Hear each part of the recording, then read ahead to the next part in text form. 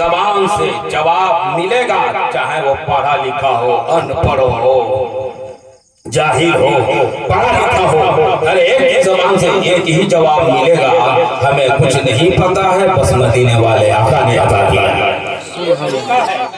अब आप अंदाजा कीजिए, मरा तो फिर उसे कोई नहीं पूछा कि ये ताश खेलता था, ये जुआ खेलता था, ये बदमाश था, ये मक्कार था, ये अय्यार था, बल्कि जानने के बावजूद इंसान उसके जनाजा में शरीक होता है और उसके लिए दुआ करता है, दुआएं मग़फ़िरत करता है।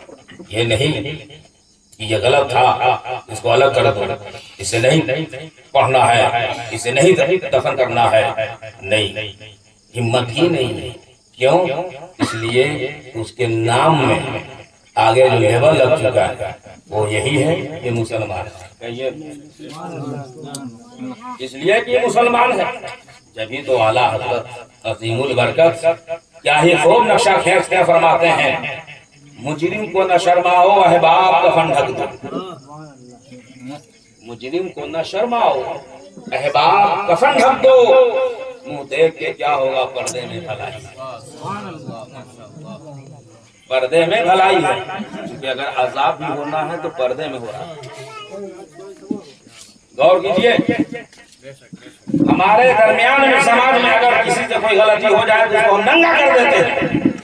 ये हमारी फितरत है, ये हमारी आदत है कि फला ने ऐसा किया है, सगे बाजार उससे हम चाहते हैं कि इसे हम नंगा कर दें, हम उसकी इज्जत को तार तार कर दें। लेकिन कुर्बान जाओ ऐ मुसलमानों, वहदहु ला शरीक की ज़ात बाबरकत पर और आका करीम सल्लल्लाहु अलैहि वसल्लम की अता और उनके करम पर इतना होने के बावजूद भी अगर रब चाहे तो जमीन पर अपना अज़ाब दे दे, लेकिन ये उसका करम है। मदीने वाले आका की आता है कि अब क़यामत तक अज़ाब होगा, जमीन के ऊपर नहीं, अगर जो गलत किया है जमीन के नीचे होगा।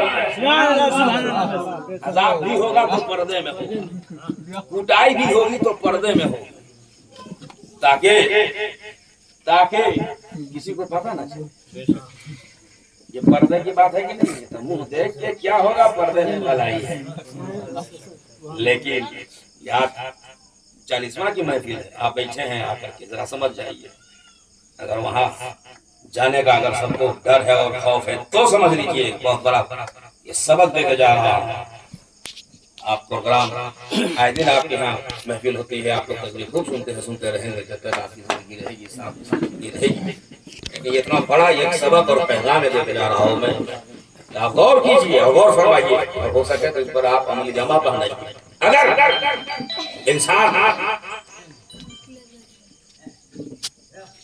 सोच ले कि मुझे वहां जाना है और जाने के बाद क्या होना है, तो जिसके साथ हो रहा है वही जान रहा है।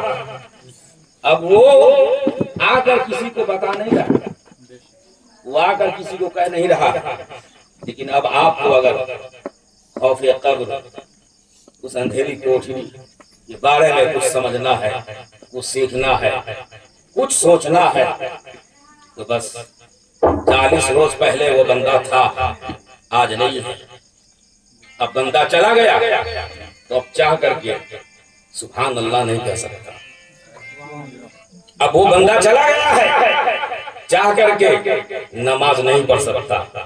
अब वो चला गया है, चाह करके कोई नेक अमल कर नहीं सकता। जो इंसान चला गया अब वो कोई अच्छा अमल कर नहीं सकता, नमाज पढ़ नहीं सकता, रोजा रख नहीं सकता, महफिल में आके बैठ नहीं सकता, घर जाके अब वो कुछ भी नहीं कर सकता है। लेकिन हाँ अब अगर उसके नाम पर अगर करने वाले उसके भाई बिरादरान हो या खानदान हो या दोस्तों अहबाब हो, खेशो वाकारी हो या मस्जिद के इमाम हो, जब कोई अगर दुआ करता है, अब अगर उस दुआ में जो कलिमात अदा होते हैं कि परवरदिगारा तू गफूर रहीम है, तू रहमान है, तू गफ्फार है, मरहूम के तमाम खताओं को माफ फरमा दे, जन्नतुल फिरदौस में जगह अता फरमा दे, तो याद रखिएगा जन्नत देना,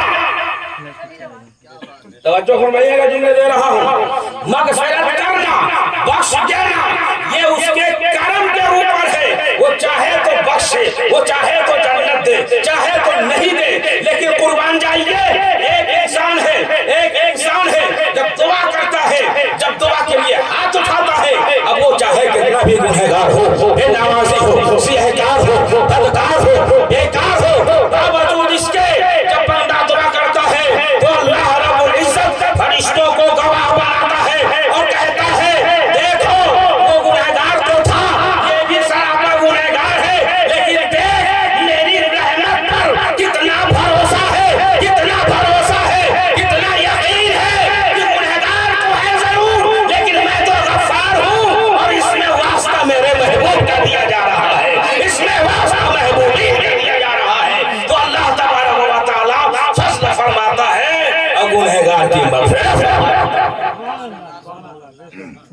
गुनहगार की फिर मगफिरत फरमा देता है।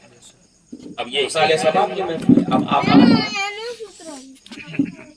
तो मोहब्बत में आप आए, दावत दी गई, आपको बुलाया गया, जनाजा में जिस तरह आप शामिल होते हैं, तो याद रखिएगा जनाजा में शामिल हो गए तो जाने वाले के लिए फायदा नहीं, उससे पहले आपको फायदा है।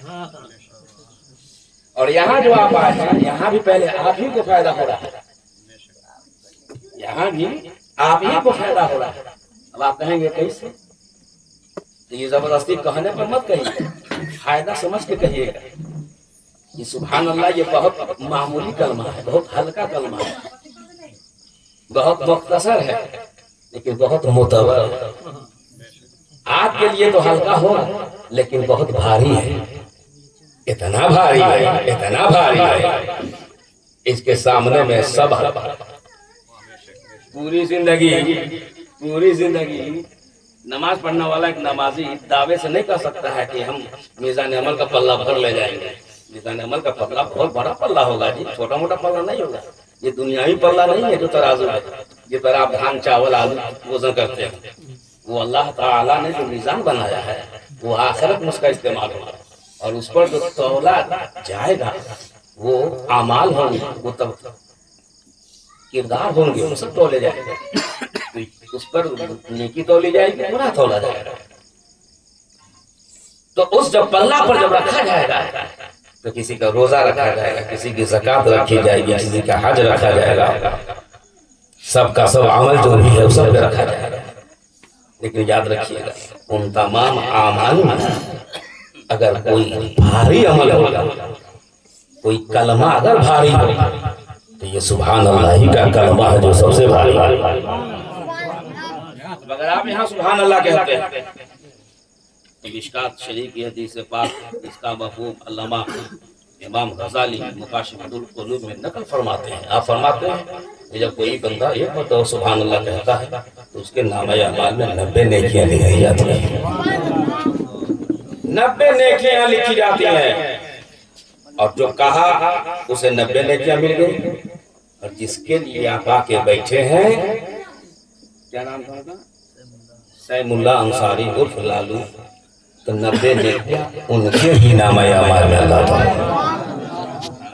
ये है सिस्टम है, ये सिस्टम है, इसको आपको समझना होगा।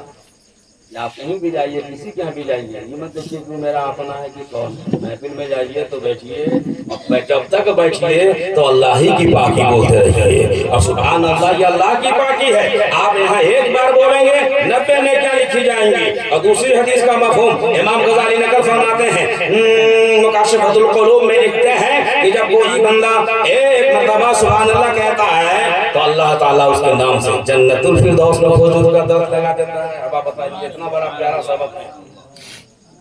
अब कहने पर हाथ उठा के कहिए, मोहब्बत से कहिए, जरा मचल के कहिए, तो जरा हिलडोल के कहिए, ये सब बंद कीजिए, खुद से मचलिए।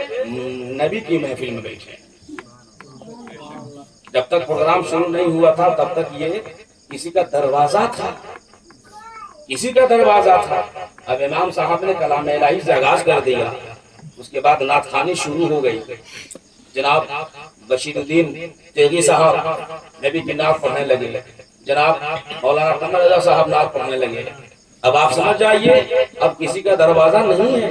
नबी फरमाते हैं जन्नत की क्यारियों में से क्यारियां, तो जन्नत की क्यारी में बैठ कर चुपचाप जन्नत में जाने वालों से पूछिए उनकी जबान पर कौन सी तस्बीह है। अरे हर जन्नती की जुबान पर सुभान अल्लाह ही का कलमा है, ये जन्नती कलमा है, तस्बीह है। इसलिए ये सबक यहीं से लिए जाइए। कल के बारे में किसी को पता नहीं है, और ये मत गुमान में रहिए कि हम और 10 साल रहेंगे। अरे 10 मिनट का कोई गारंटी नहीं ले सकता, इसलिए उससे पहले की अपनी तैयारी शुरू कीजिए। और सुभान अल्लाह ये अल्लाह की पाकी है।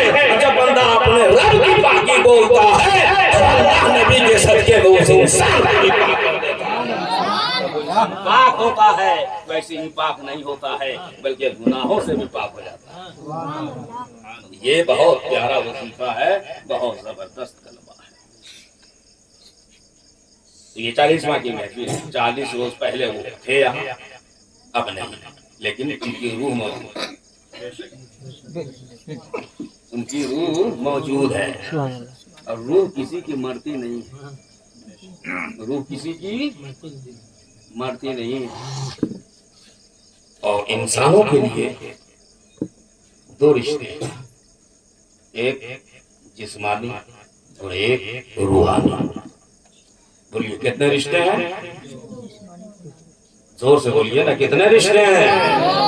दो रिश्ते हैं, एक जिस्मानी और एक रूहानी। जिस्मानी रिश्ता को समझिए। जिस्मानी रिश्ता दुनिया में आने के लिए माँ बाप, ये जिस्म का रिश्ता है। रखने के लिए, तसल्सल के साथ चलाने के लिए दो की जरूरत है। क्या है इमाम साहब, कितने की जरूरत है? दो की जरूरत है ना। बगैर दो के रिश्ता हो ही नहीं सकता, ठीक है ना।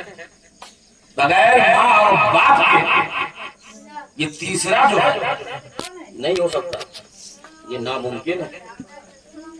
अब अगर कोई कहे कि हम बाप को मानते हैं, माँ को नहीं मानते हैं, बोलिए आप लोग क्या कहिएगा उसको? अच्छा माँ हो उसके बाप का पता ना हो तो उसको आप क्या कहिएगा? कहिए जिलानी साहब। सिर्फ माँ ही हो और उसके बाप का आता पता ना हो, उसको क्या कहा जाएगा? अब आप वही उसको क्या कहा जाएगा? ये तो सिखाने की चीज है ना। यही कॉलेज है, यही यूनिवर्सिटी है, यही दारुल उलूम है, यही मदरसा है। जमाना उसको हरामी कहेगा। क्या कहेगा? जमाना क्या कहेगा? हलाली नहीं है। क्यों? इसके बाप का कोई अता पता नहीं है। लेकिन जैसे ही बाप का पता होगा, हर एक की जबान पर होगी फला का बेटा है। तो गोया एक रिश्ता देखिए, तो रिश्ता को कायम के लिए जिस्मानी रिश्ता दोनों का होना जरूरी। सिर्फ बाप हो मां नहीं हो तो भी उंगली उठाई जाएगी कि आखिरकार ये आया कहां से। सिर्फ मां हो बाप ना हो तो भी अंगुशनुमाई की जाएगी कि आखिरकार इसकी नस्ल है कहां से। तो इसी तरह आज दुनिया में बहुत सारे लोग पढ़ने के बाद कुछ तो काबिल बने और कुछ कबलाठ बने और कुछ लिख पढ़ करके जाहिल बने और कुछ जानने के बाद में अजहल बने। तो अब आप अंदाजा कीजिए, जिस्मानी रिश्ता तय होने के लिए, जाहिर होने के लिए दो की जरूरत है। तो रूहानी रिश्ता को समझना होगा। रूहानी रिश्ता भी दो से चला है, दो से चला है। रूहानी रिश्ता में पहला अल्लाह है, दूसरा रसूलुल्लाह है। यह रूहानी रिश्ता है। जिस्मानी रिश्ता तो आपने समझ लिया है। अब अगर कोई कहे कि हम अल्लाह को मानते हैं, रसूलुल्लाह को नहीं मानते, तवज्जो फरमाइएगा। हम अल्लाह को मानते हैं, रसूलुल्लाह को नहीं मानते। और अगर ये कोई कहे कि हम रसूलुल्लाह को मानते हैं, अल्लाह को नहीं मानते, तो समझ जाइए दोनों में मामला गड़बड़ है। ये दोनों का रिश्ता सही नहीं है। मतलब मोमिन के लिए, मुसलमान के लिए, ईमान वालों के लिए उसी का रिश्ता